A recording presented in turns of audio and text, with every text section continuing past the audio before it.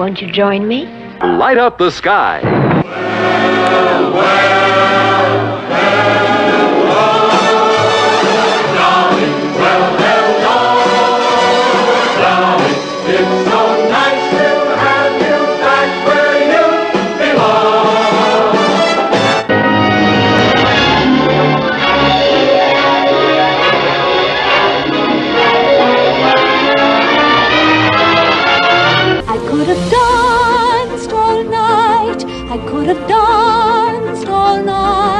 I could have danced, danced, danced.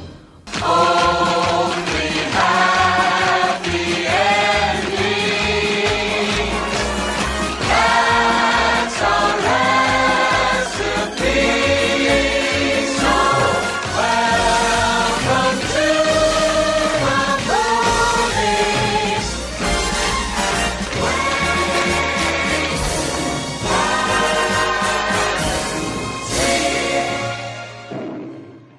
Well, hello everyone. Welcome back to the OK Classic Cinema. Today I have with me Seth Hannon. We are discussing the seminal classic film Singing in the Rain, starring Gene Kelly, Debbie Reynolds, and Donald O'Connor.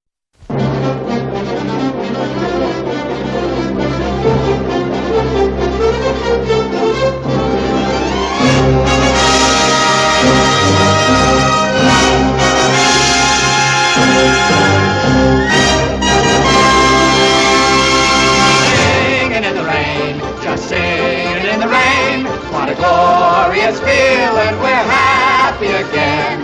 We'll walk down the lane with a happy refrain and singing, just singing in the rain.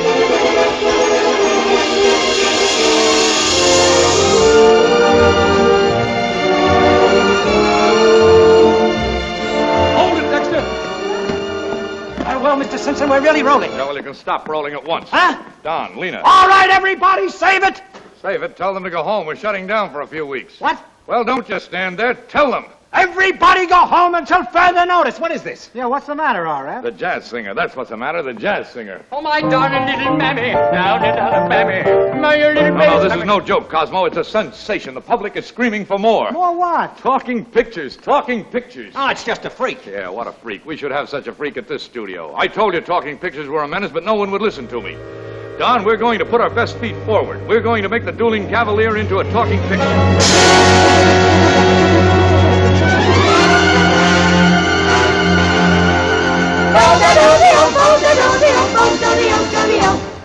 Beautiful girl, you're a lovely picture. You were meant for me. All I do is dream of you the whole night through.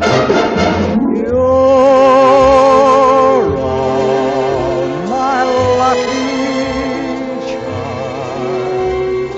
I love you in your eyes. Fit as a fiddle, ready for love. I can jump over the moon up above. Fit as a fiddle and ready for love.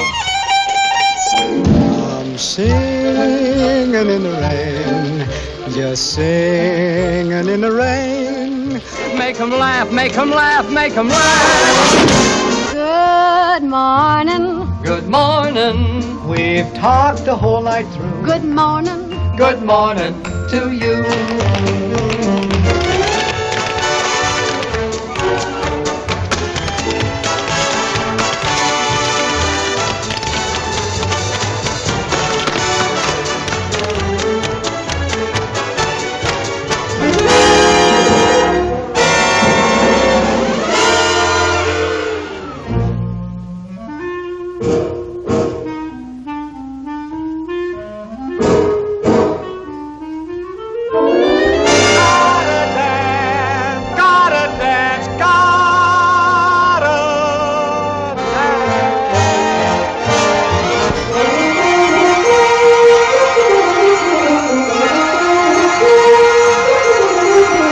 Broadway rhythm, it's got me. Everybody dance. Broadway rhythm, it's got me. Everybody dance.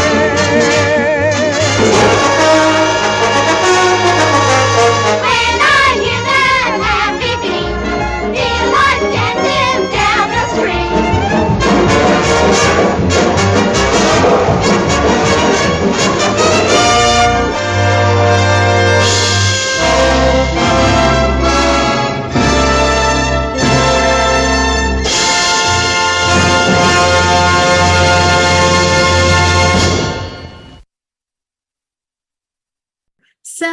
you've been on this podcast before, but would you like to introduce yourself one more time for our guests, for our listeners? Hi, my name is Seth Hannon. I currently reside in Orlando, Florida. I work for a major entertainment company in that area. And I've always been a lover of old classic cinema. I, grew up watching Turner Classic Movies and, all of those great films. And we'll get more into that, like my association specifically to the film we're talking about today, but have always had appreciation for old Hollywood, classic musical theater, costume design. My mom is a musical theater costumer, so always appreciate that kind of stuff. Thrilled to be back and discussing, honestly, my second favorite film ever. So yeah, thanks for having me. Seth, we are so happy to have you back. This is actually, if I can be frank, this is actually one of my grandmother's favorite films. Unfortunately, I've never met her, but my mother told me that when she was alive, she would always make my mom watch this film with her because it was one of her favorites. And now, sorry, go ahead. No, I was just saying that. And now that I've watched it, ever since I watched it back in high school, that was one of my first introductions to this film. It's been my favorite ever since then. So similar story here. When I was growing up, all of the men in my extended family played hockey. And then I was the first one to show no interest in that and to show interest in musicals. And my grandpa was in a national award-winning barbershop quartet group. And so when I came along, he was thrilled that he had an artsy grandson. And I remember he got me my first VHS copy of Singing in the Rain, which I still have. It doesn't play anymore because I watched it so much, but they definitely instilled a love of classic musicals. And, I knew, The Wizard of Oz and all the great Disney musicals from the Renaissance, but, the movie came out far before I was born. So the fact that he introduced that to me is always really special. And I think about my grandma and my grandpa whenever I see it. So pretty special, very similar to your story for sure. Oh, yeah. I was actually, when I first heard of it, I was on the hunt for that all too rare 2-disc special edition DVD version of this film. And I was just in a gaga with all the special features that it came with. And I was just enthralled by the artistry and the way the tone is set and the way the cinematography is. And the score, the musical sequences, it's like it never ends. And I cannot wait to discuss this more with you. Since you have such a deep love for it, just as much as I do. So why don't we get into the synopsis of the film, and then we can go right in. So, all right. So Singing in the Rain, starring Gene Kelly, Donald O'Connor, and Debbie Reynolds. This is this little TV Guide synopsis. So when the transition is being made from silent films to talkies, everyone has trouble adapting. Don and Lena have been cast repeatedly as a romantic couple, but when their latest film is remade into a musical, only Don has a voice for the new singing part. After a lot of practice with the diction coach, Lena still sounds terrible. And I can't stand him. And Lena, a bright young aspiring actress, is hired to record over her voice. That was the little TV Guide synopsis. But since what was that? Pretty spot on. Yeah. Pretty spot on. I would add, I feel like, on the poster art and so much of the marketing for this movie is the core three. Yep. But Jean Hagen as Lena Lamont, she was nominated for an Oscar for her performance in this film. And I think without her performance in this movie, for me, she is the standout. She is for the comedy aspect of the film and a great foil for our friends in the film. And so it always makes me bummed when I see the marketing and she's not really on it, but I get it.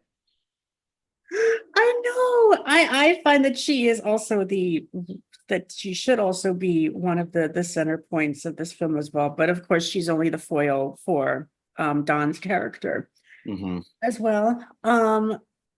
So I wanted to ask you, what was your I'm sorry. Let's try it again. What it was, try it one more time. I'm going to edit all this shit out. Sorry.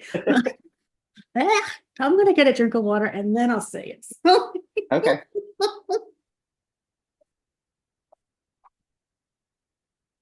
All right. What is it that appeals to you about this film, if anything? Oh gosh.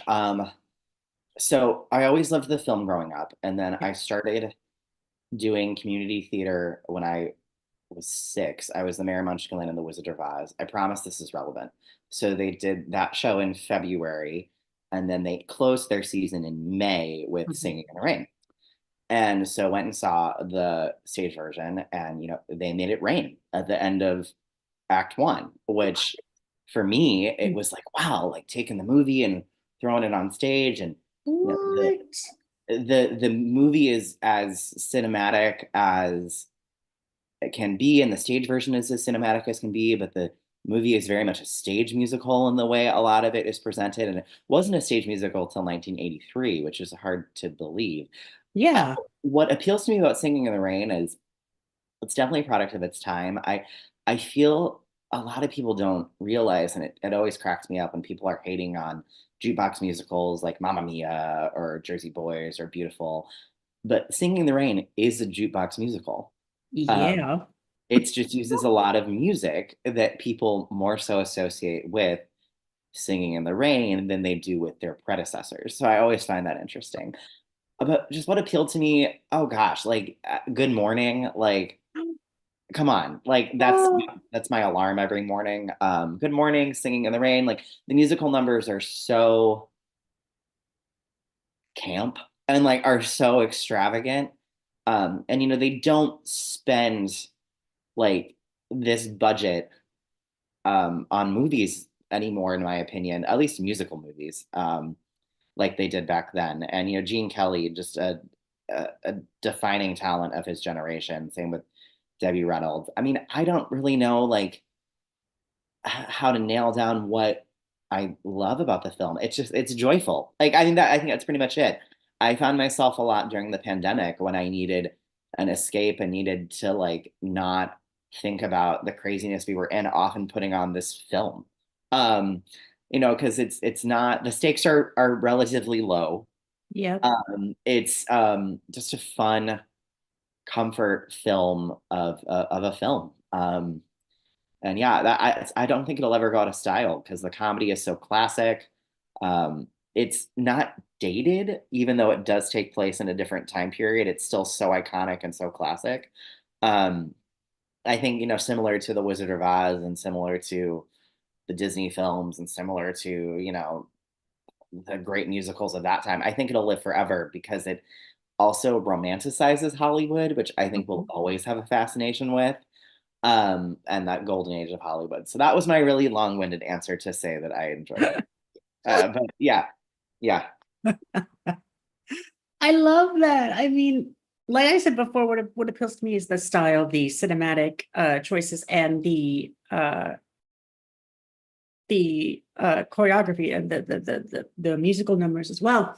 But I think what also appeals to me about it is the lasting legacy that it has, because without this film, uh if the great movie ride in Disney World back then would not have been made without this little contribution of this little film. Um, that's actually one of the reasons why it's one of my favorite was one of my favorite rides back in the day, because this was my first unknown introduction to this film. You have a puppet of Gene Kelly singing in the rain, literally on his light post, and it's just one of those very iconic images, and I couldn't get it out of my head. And speaking of Debbie Reynolds, one of my very first introductions to her was, I think everyone's introduction was in Halloween Town, with Kimberly J. Brown, who just got married. Congratulations to her Halloween Town 2 co-star, Daniel Coots. So yeah, that was my first introduction to Debbie Reynolds. And then in high school was when I really did a deep dive into her filmography. And then this film came up and I said, wait a second, this looks like something that I've seen before. I have to go back into my recycled brain cells and find what images I thought of. And then I see Debbie Reynolds on screen and I think, oh my God, what? This is Grandma Aggie? This is this is her? And yeah. So similar to you, I did have exposure to Singing in the Rain, of course, to the Great Movie Ride Yep. at Disney MGM Studios, now Disney's Hollywood Studios. I remember when I was little and went to Walt Disney World when I was 5. The only things I cared about were meeting Ariel and going on what I called the Wizard of Oz ride. And Stop. yes, and then my mom had to explain to me like, oh, we're gonna have to go through Alien, like to get to Wizard of Oz, which is wild. Like when the ride was built, like Alien was like a 10-year-old film. Like it's weird to think that that was like the new film. Um, Right. but Singing in the Rain actually had a further presence at Disney at MGM Studios, Disney's Hollywood Studios. When you went back on the streets of America or the backlot, Mhm. over by what used to be Lights, Motors, Action Extreme Stunt Show, there was a like a light pole. I don't know if you Yep. know this, and it had an umbrella affixed to it. And then there was like a little like square below it, and you stepped on the square, and it would rain down on the umbrella. And it was there Wait a until second. yeah, it was there till that area closed in 2016 to make way for the Star Wars Galaxy's Edge expansion. Oh, Jesus. I'll Why just send couldn't you. they I'll just just send you a keep picture. I'll just send you a you picture. you please Yeah. do, because I'm trying. I think I remembered that when I went back in 2014. That was my last time at Disney. I haven't been back since because it's expensive.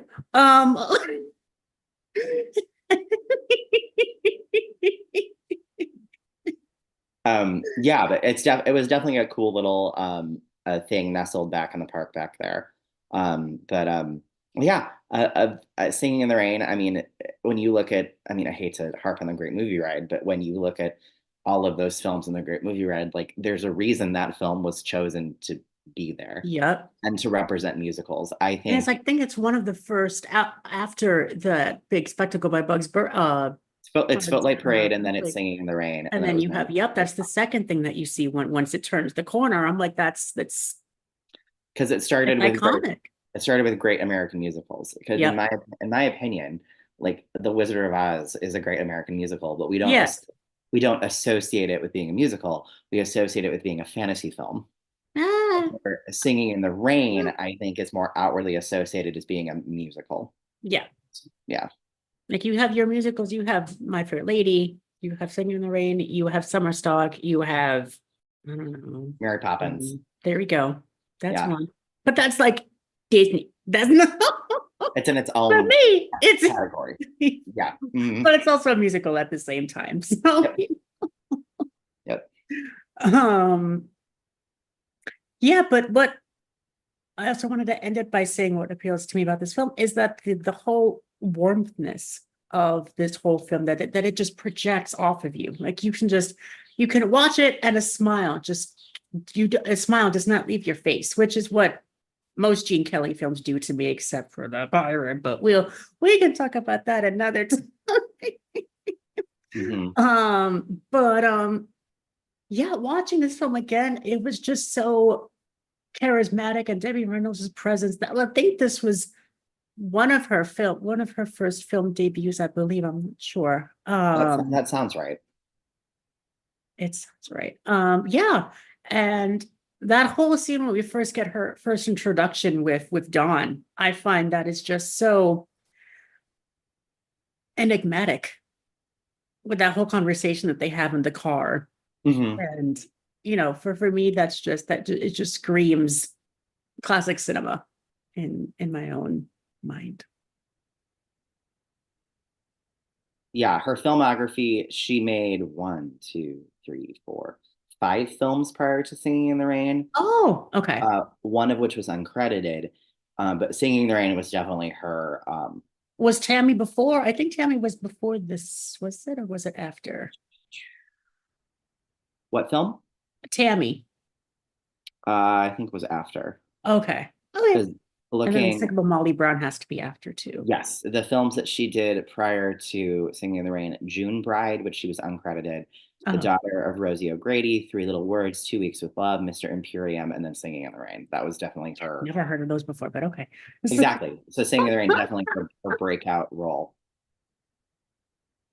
For sure. For sure. Yeah.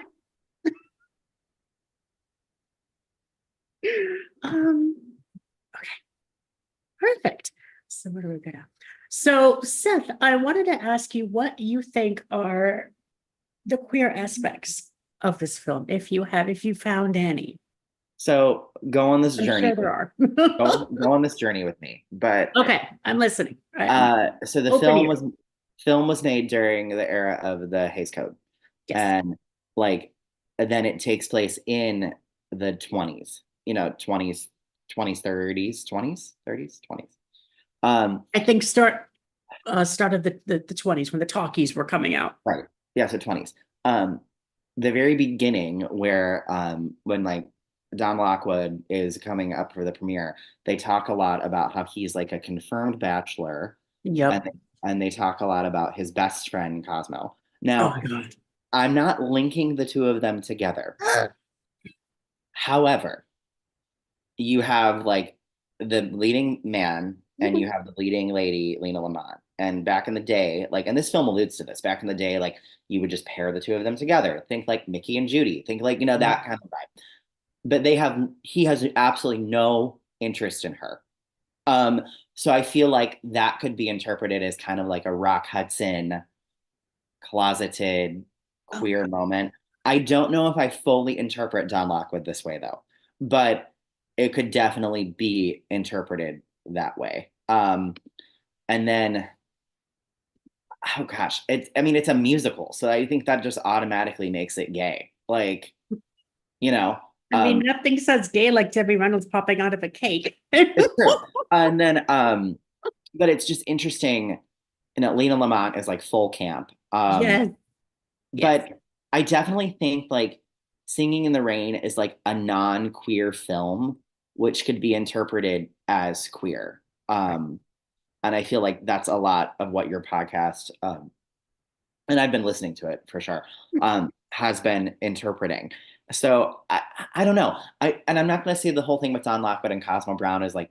Please do. Please just elaborate whatever you want. There's no boundaries. But I also don't know what I fully believe. Like, okay.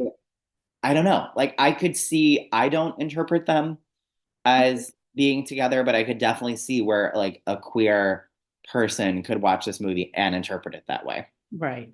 And I want to hold space for that for sure. Right. I mean, I actually never thought of it that way. It's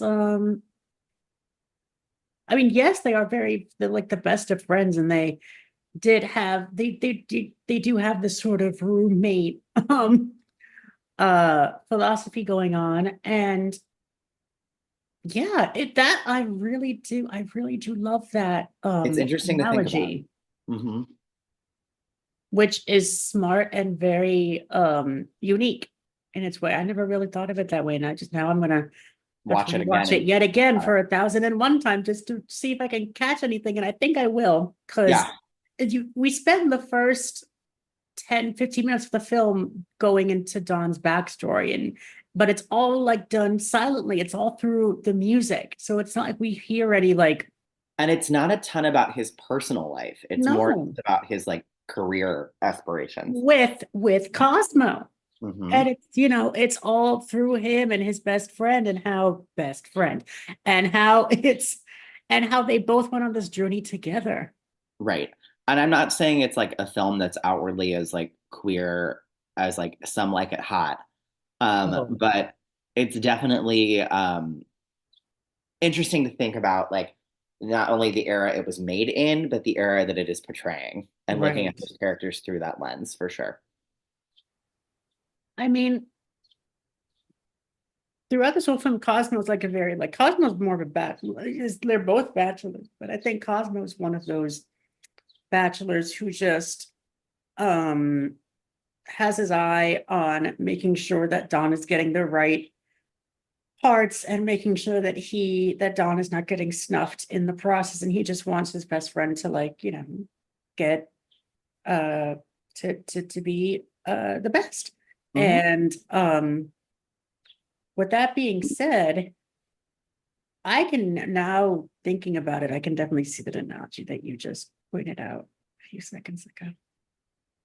Yeah, I mean, it's just I watched the film last night in preparation again for today, and I was just like, just thinking about it. And it's not necessarily something I have ever thought about prior to that viewing, knowing that I was going to come on here and talk to you about it. But definitely something to consider for sure. Uh, oh gosh. Do you have any favorite moments of the film that you would like have on your TV like would like just go nonstop, just The whole as if it's like a 24-hour, like you're at your like Disney World and it's the hotel yes. and you just what's the first thing, one of the clips that you'd want to like piece together just so that you could just watch it like 24 hours?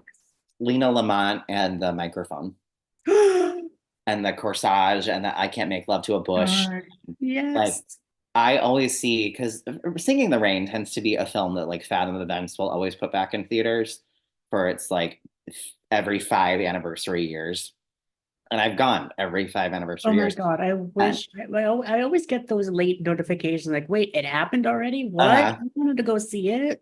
so I'll always go see it. So for me, it's that moment, and that's for me why Gene Hagen is like When star of question, this so film. when you go to the Phantom events and that scene pops up, what are the main audience reaction? Do they laugh as Oh, much? they do, Okay, and good, because I don't know if modern audiences today would not laugh at that, because I always do, no matter what. I mean, with Fathom Events, you're definitely getting a modern audience that appreciates classic cinema. So, I mean, I remember the first time that me and my husband like saw The Wizard of Oz together with Fathom Events and the whole like Cowardly Lion scene. Mhm. My husband was like, "You forget how funny the movie is because you watch it alone and then you watch it in a group." And I found that way with Singing in the Rain. Like, you forget how truly funny the film is Mhm. until you watch it in a group. So for me, that's a standout moment of the film. Good Morning is a standout moment of the film. Moses Supposes, I think, is a standout Oh moment. my I God. feel like that's like, I hate to say the forgotten musical number, but I think when people think of Singing in the Rain, they think of Singing in the Rain, Make 'Em Laugh, and Good Morning. Yep. And Moses Supposes, I think, is so great. Broadway Melody has grown on me. I'm not gonna lie. There's sometimes when I watch the movie and I'm like, oh my gosh, this sequence is 20 minutes long. It's And it's usually so many colors, and I don't yeah, know what's going on. that's my like pee break if I'm seeing it in theaters because it's just so long.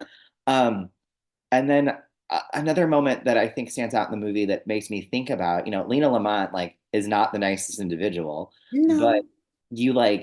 you think about like that actually happened to people. People had careers, and then when the medium changed, they kind of got shoved out of their livelihood. Um, Mhm.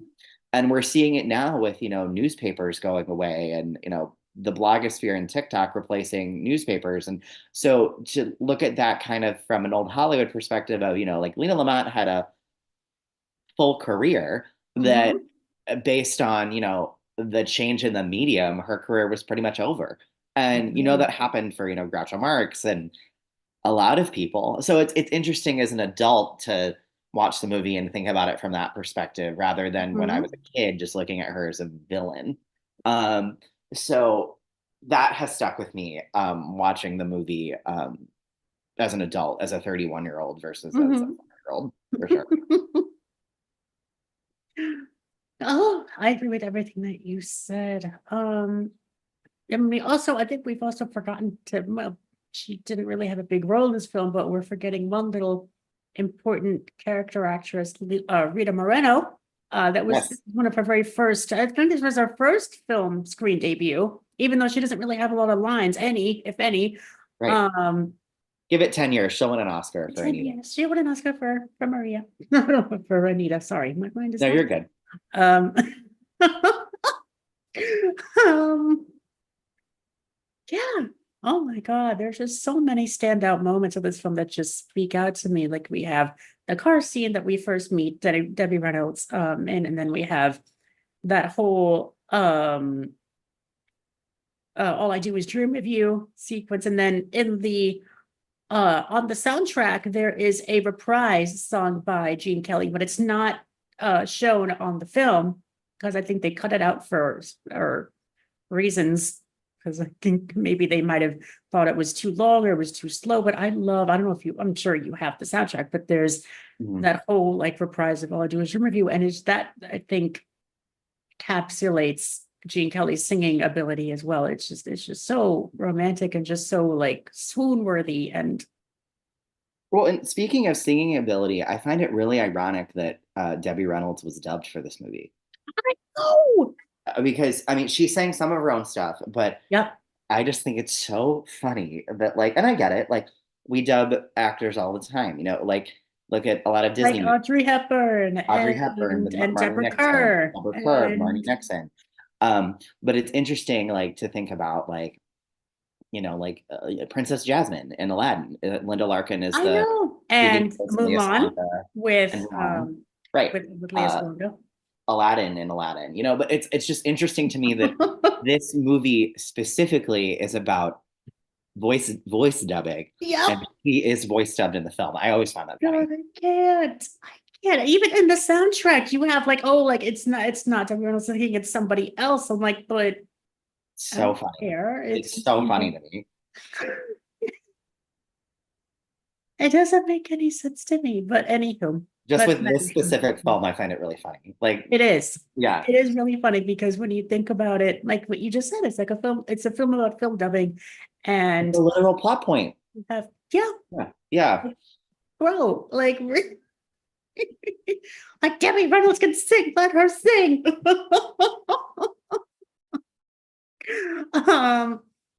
Oh boy, Seth, we have spoken about so much and we have so much more to go, but I think we're going to take a little break right now so we can just get in our thoughts together and just reel everything in. And guys, we will see you back in about a few seconds. So stay in your seats. We'll be right back.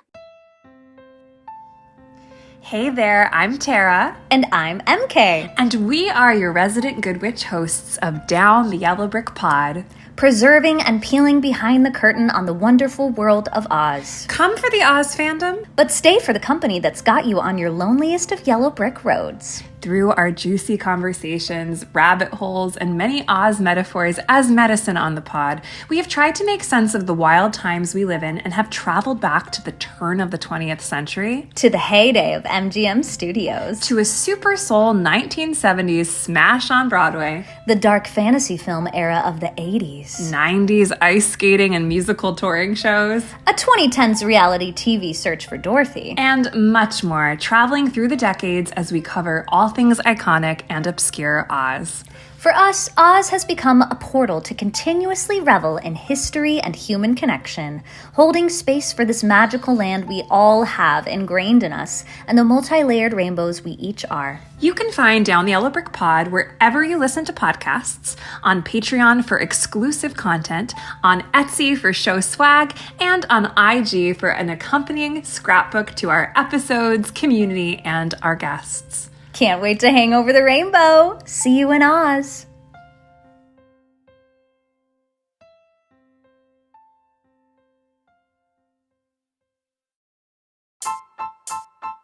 Hi, this is Andrew Rimby, host of the Ivory Tower Boiler Room podcast. The Ivory Tower Boiler Room is a public humanities podcast where we interview writers, scholars, performers, and artists. Episodes air on Mondays. And I'm Mary DePippi, host of True Crime in Academia, a true crime podcast focused on crimes committed by or to those in academia. Episodes air every Friday. Make sure you follow Ivory Tower Boiler Room and True Crime in Academia on Instagram, TikTok, and Twitter. And remember, we have a Patreon. It is $5 a month. And you get access to all of our video interviews, ad-free episodes, and bonus episodes.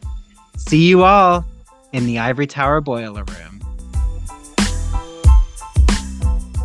Well, hello everyone. Welcome back to the OK Classic Cinema. Today we are continuing our discussion of the seminal classic film Singing in the Rain, starring Gene Kelly, Donald O'Connor, and Debbie Reynolds. We're back here with Seth today. And Seth, I want to ask you a question. How do you think the film holds up today in 2024?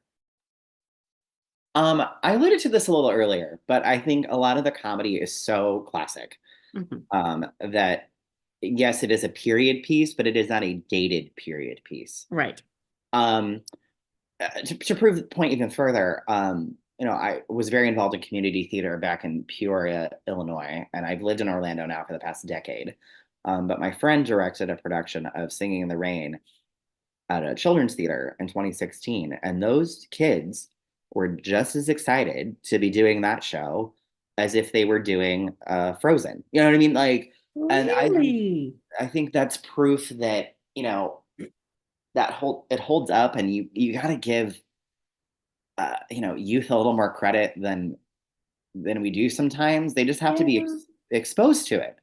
Just the same way that my grandpa, gave me the VHS in 1998, 1999. I wouldn't have seen that film if somebody didn't expose me to it, which I think is an overarching theme of a lot of the films that you're looking at on the podcast is, they're only going to remain relevant if we keep them relevant. Right. And I think Singing in the Rain, Debbie Reynolds is a beloved icon. Right. So is Gene Kelly, Donald O'Connor. But, you ask a lot of younger people, like, who is Gene Kelly? They might not know his name, but maybe they've seen this film. Yeah. And so I definitely think it does hold up and will withstand the test of time. And it's a jukebox musical, but it's not looked at like it is a jukebox musical. I feel like eventually a lot of the jukebox musicals are going to be stuck in a time vacuum. But since we as an American public don't really associate this as a jukebox musical, right. I think it will withstand for sure. There's a reason that community theaters keep doing the stage version. There's a reason that Fathom Events re-releases this movie every 5 years. There's a reason that you go on Turner Classic Movies and it's usually a film that's heavily their rotation. There's a reason that in my high school film studies class, this was one of the movies we watched. It's definitely going to withstand the test of time because it deserves to.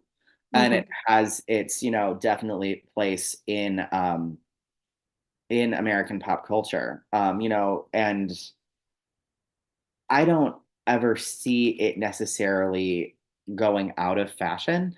It was one of the first films in 1989 among the first 25 films to be chosen for the newly established National Film Registry. Really? Yeah, it was in that first crop of 25 that are deemed culturally, historically, or aesthetically significant by the United States Library of Congress. So, wow. The fact that it was in that first batch of 25, I feel like that definitely, in my opinion, gives the idea that, the film registry says it's going to last, for sure. And yeah, it definitely, for sure. I'm going to pull up the other films that were selected. Other films in this group included The Wizard of Oz from 1939. I'm going to say, if that film wasn't there, I'd... Citizen Kane from 1941, On the Waterfront from 1954, Dr. Strangelove from 1967. So that's a few of the films that were first selected. But, like I said, there's definitely a reason that that it was selected to be in that first group of 25. And I'm pulling up an article from the LA Times now to see the other films that were selected. Okay, so The Best Years of Our Lives, Casablanca, Citizen Kane, The Crowd, Dr. Strangelove, How I Learned to Stop Worrying and Love the Bomb, The General, Gone with the Wind, The Grapes of Wrath, High Noon, Intolerance, The Learning Tree, The Maltese Falcon, Mr. Smith Goes to Washington, Modern Times, Nanook of the North, On the Waterfront, The Searchers, Singing in the Rain, Snow White and the Seven Dwarfs, Some Like It Hot, the original Star Wars film, Episode 4, Sunrise, Sunset Boulevard, Vertigo, and The Wizard of Oz. So for the Library of Congress to consider Singing in the Rain to be amongst that first batch, I think that definitely proves that it's going to withstand for sure. It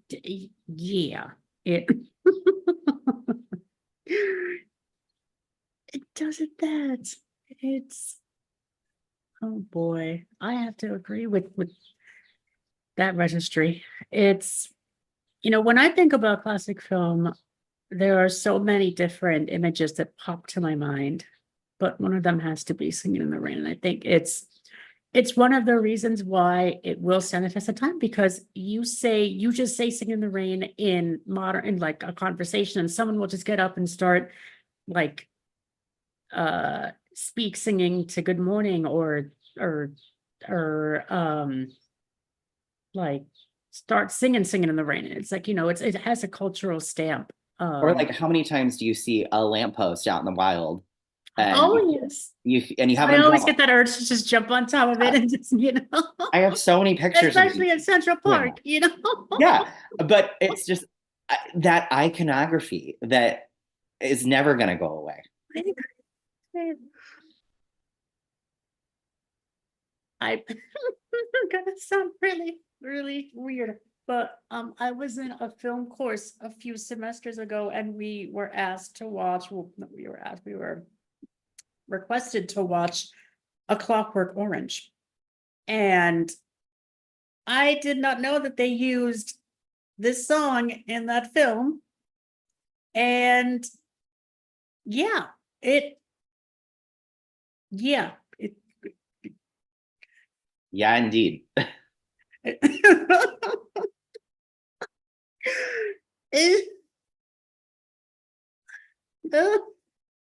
I give myself to say it because I don't. It was just very graphic, is what if anyone has seen A Clockwork Orange, which I'm sure everyone in the world has, not well, give or take, and they've seen that specific scene that I'm talking about. It was just, you would never think that this song "Singing in the Rain" would be put in A Clockwork Orange, but to be put in that context, it's just very. I mean, and like withstanding very- the test of time, like I remember there used to be like a Tropicana commercial for orange juice that had a Good Morning in it. Do you remember that? Yep, I do. Yeah.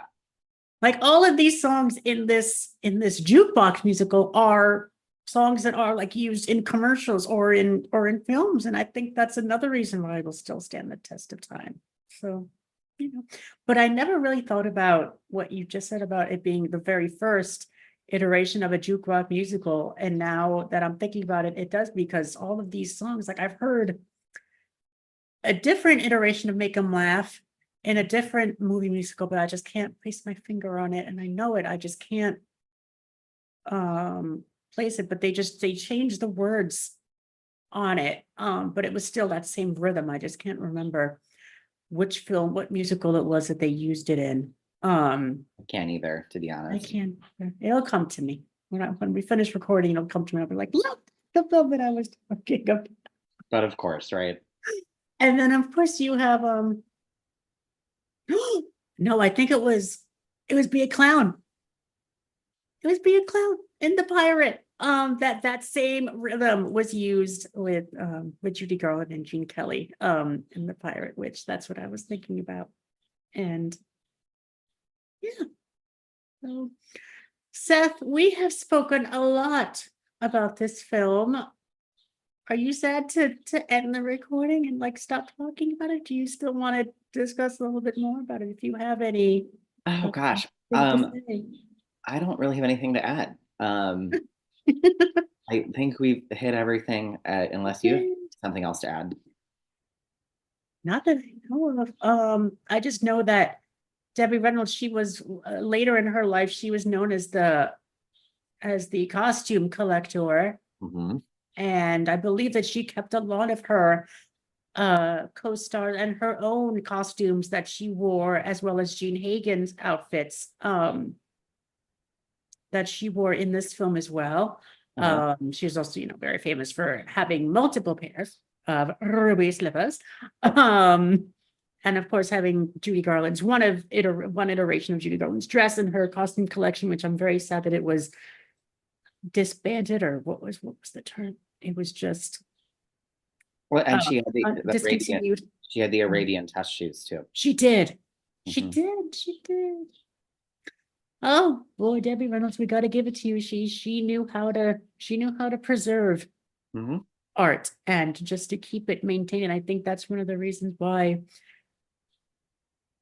she will continue to be an icon in the film industry, because she was able to preserve a lot of costumes. I believe she even kept a costume for one of my favorite classic films from Marie Antoinette. I believe she kept one of Norma Shear's costumes back in the day, back when that was a thing. I'm not sure if you've seen the 1938 version of Marie Antoinette, but Adrian did the costumes for that as well. If anyone knows who Adrian is, you know. So.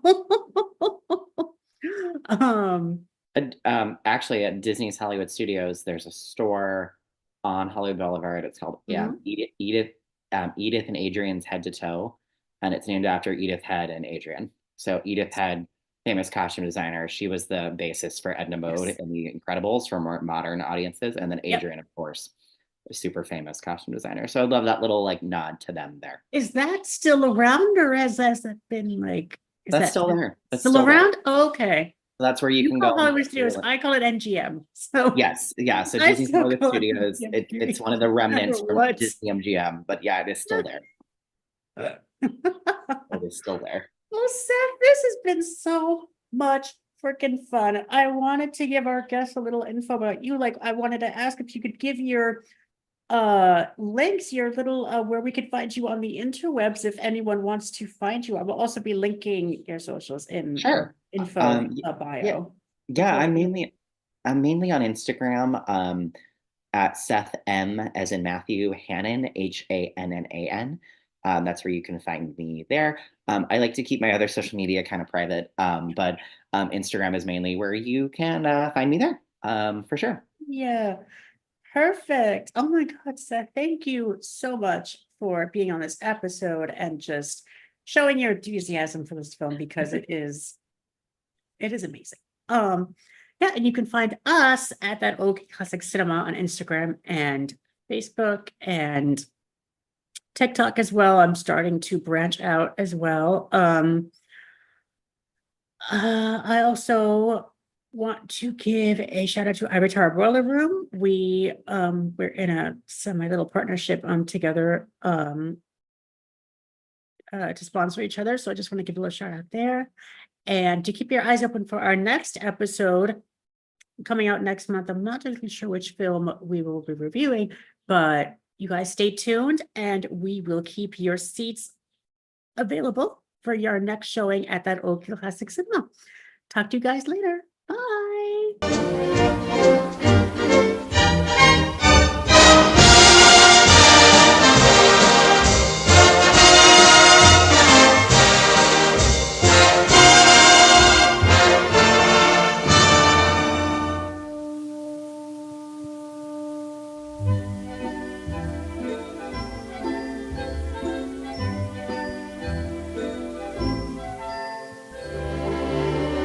Dancing and singing in